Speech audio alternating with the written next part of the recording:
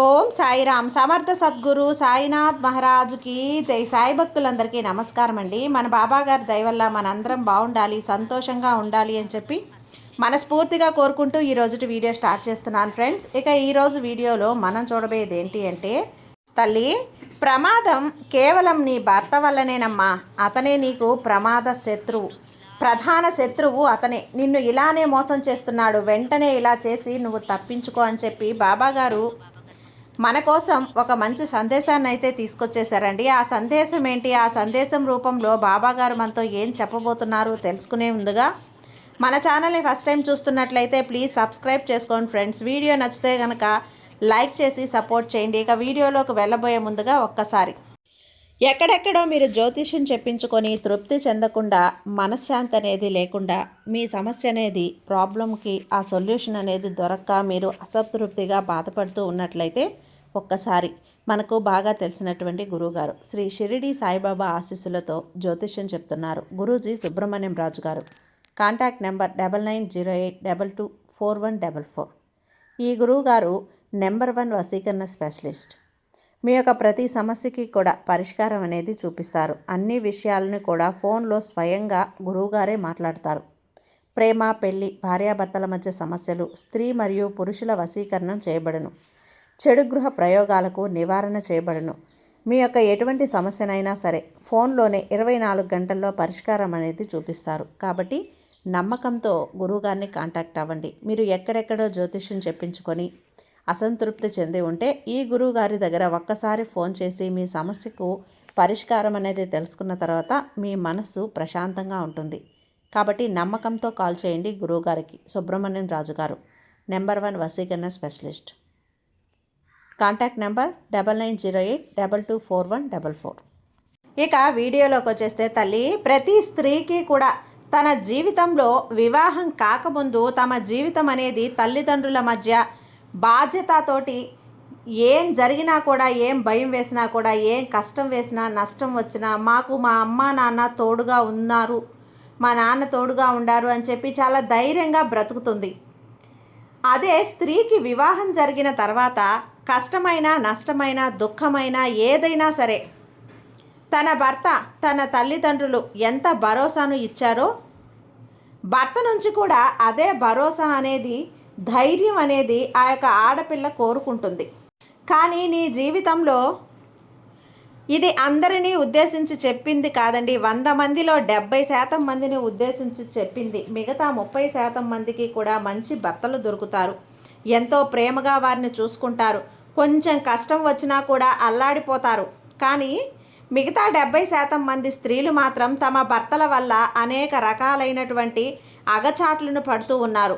కారణం ఏదైనప్పటికీ కూడా నా భార్య నా కింద బానిసలాగా పడి ఉండాలి, అలాగే తను చెప్పింది ఏది నేను చెయ్యకూడదు, తను చెప్పిన దానికి నేను వ్యతిరేకంగా నేను చెయ్యాలి, తన మాట ఏది కూడా నేను వినకూడదు, వింటే గనక నాలో ఉన్నటువంటి అహం దెబ్బతింటుంది అని చెప్పి నేను దర్జాగా తీసుకొచ్చి పెడుతూ ఉంటే నేను సంపాదించిన ధనాన్ని కూర్చొని తింటుంది, తనకు తాను ఏమాత్రం కూడా విలువను ఇవ్వకూడదు అని చెప్పి, తన మాటల్ని నేను గౌరవించకూడదు అని చెప్పి, తన మీద ఏ రోజు ఆధారపడకూడదు, తను ఏదన్నా చెప్పింది అంటే అది నేను విన్నాను అంటే కనుక తన కింద నేను లొంగి బ్రతికినట్లు అవుతుంది అని చెప్పి అలా వినకుండా ఉంటేనే నాకు గౌరవం, మర్యాద, విలువ అనేది పెరుగుతుంది. లేదా సమాజంలో వీడు పెళ్ళాం మాట వినేవాడు, పెళ్ళాం కొంగుచాటు బ్రతికేవాడు, వీడు పెళ్ళాం ఏది చెప్తే అది చేసేవాడు, వీడు ఒట్టి చవట దద్దమ్మ అని చెప్పి రకరకాలైనటువంటి ముద్రలు నా మీద పడతాయి. అలా కాకుండా వీడు పెళ్ళానికి ఏది చెప్పడు, వాడికి నచ్చింది చేసుకుంటూ పోతాడు, చిక్కడు దొరకడు అన్నట్లుగా ఉంటే నాకు సమాజంలో విలువ పెరుగుతుంది.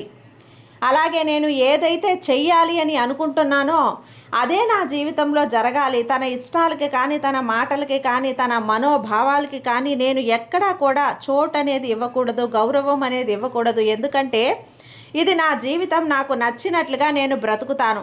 తను నన్ను పెళ్లి చేసుకొని నా జీవితంలోకి వచ్చింది కాబట్టి తను కూడా నాకు నచ్చినట్లుగానే బ్రతకాలి, నా పాదాల కింద చెప్పులాగా తనని తాను పెట్టుకోవాలి అని చెప్పి, నీ భర్త నీ గురించి ఇలానే ఆలోచిస్తూ ఉంటాడు అని చెప్పి ప్రతి క్షణం కూడా నువ్వు మనోవేదన చెందుతూ ఉన్నావు. అలాగే ఏ కష్టం వచ్చినా, సంతోషం వచ్చినా మనస్ఫూర్తిగా తనతో పంచుకోవాలి అనుకుంటూ నీ మనసు పదే పదే ఆరాట పడిపోతూ ఉంటుంది. కానీ అతను నీతో మాటలు తక్కువగా మాట్లాడతాడు. అలాగే తను చెయ్యాలనుకున్నది చేస్తాడు. నీతో కాసేపు మాట్లాడినా, కొంచెం సేపు కూర్చున్నా కానీ ఏదో ఒక భారంగా, బరువుగా కూర్చున్నట్లు అనిపిస్తుంది నీకు. కానీ అతనిలో ఏ మార్పు అనేది తీసుకొచ్చే ప్రయత్నం నువ్వు చేసినా కూడా పూర్తిగా ఆ ప్రయత్నంలో నువ్వు విఫలమైపోతావు.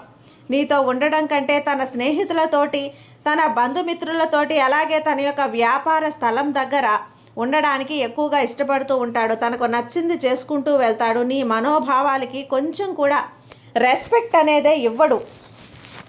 ఇలా వీటన్నింటి గురించి కూడా ఆలోచించుకుంటూ మనసుని పాడు చేసుకుంటూ ఉన్నావు. నీ మనసుని పాడు చేసుకుంటేనే ఆ విషయంలో నీ బాధలో న్యాయం అనేది అని చెప్పి నేను చెప్పడం. కానీ నువ్వు ఏదైతే అనుకుంటున్నావో, ఏదైతే నీ జీవితంలో జరుగుతుందని నిజమే అయినప్పటికీ కూడా నువ్వు పదే పదే అతని మాటలకి కానీ, చేతలకు కానీ, అతని యొక్క ప్రవర్తనకు కానీ నువ్వు పూర్తిగా గౌరవాన్ని ఇచ్చినట్లయితే నీకు ఇవి పెద్ద పెద్ద పాయింట్లలా కనిపిస్తాయి. ఎప్పుడైతే అతను నీ మాట వినడం లేదని చెప్పి నువ్వు కనిపెట్టుకుని ఉన్నావో అప్పటి నుంచి నీలో మార్పు రావటం అనేది మొదలవ్వాలి. ఆ మార్పు ఏ విధంగా మొదలవ్వాలి అంటే గనక, నీ భర్త నిన్ను చూసేటువంటి మోసం అనే మాట ఎందుకు వాడాను అంటే కనుక, ఇక్కడ అంటే ఒకసారి పెళ్లి జరిగిన తర్వాత ఇద్దరూ కూడా ఒక అర్ధనారేశ్వర స్వామిలాగా తన భర్తలో సగ భాగాన్ని భార్యకు ఇచ్చి, భార్యను ఎంతో గౌరవించాల్సినటువంటి భర్త తన భార్యను చిన్నతనంగా చూస్తే ఆ భార్యలో ఎంతో కొంత మనోవేదన ఉంటుంది. అర్థం చేసుకోలేనటువంటి వ్యక్తికి అంత గౌరవం నువ్వు ఇవ్వాల్సిన అవసరం లేదు. అలా అని చెప్పి అతన్ని లెక్క చేయకుండా చూడమని కూడా నేను నీతో చెప్పడం లేదమ్మా. కాకపోతే నీ మనోభావాలను దెబ్బతీయాల్సిన అవసరం లేదు. అంతగా ఆలోచించి నీ మనసుని పాడు చేసుకోవాల్సిన అవసరం అస్సలు లేదు. నీకు విలువనివ్వనప్పుడు నువ్వు పదే పదే అతని యొక్క విలువ కోసం ఎగబడాల్సినంత అవసరం లేదు. నీకంటూ ఒక ఆత్మ గౌరవం, నీకంటూ ఒక జీవితం, నీకంటూ సంతోషంగా గడిపే సమయం, ఇవన్నీ కూడా నీ హక్కు. నీ హక్కును నువ్వు ఉపయోగించుకునే ప్రయత్నం చేయాలి. అంతేకాని అతను వేసే ఆ యొక్క దర్జా అనేటువంటిది, మనోభావాలు, ఈగో పనులు ఏవైతే ఉన్నాయో వాటన్నింటినీ కూడా వలలో పడిపోయి అతను నిన్ను మోసం చేస్తున్నాడని అర్థమై కూడా నువ్వు మోసపోతూ ఉంటే మాత్రం ఇది ఖచ్చితంగా నీ తప్పే అవుతుంది బిడ్డ. నిన్ను నువ్వు సంతోషంగా ఉంచుకునే హక్కు నీకు ఉంది. అన్ని విషయాలు తెలుసుకో. ఇది తెలుసుకుంటేనే నువ్వు సంతోషంగా ఉండగలుగుతావు. అర్థమైందా? నీ బాబా చెప్పింది ఇప్పటికైనా అర్థమైందా తల్లి?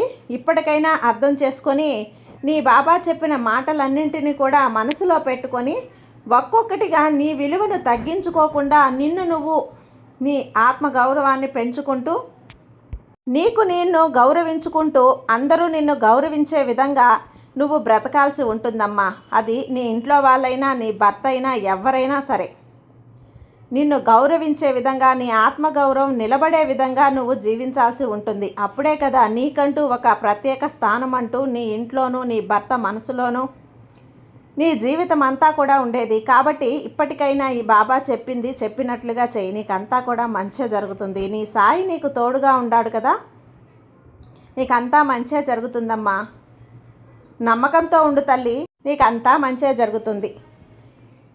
సర్వే జన సుఖినో భవంతు. జై సాయిరామ్.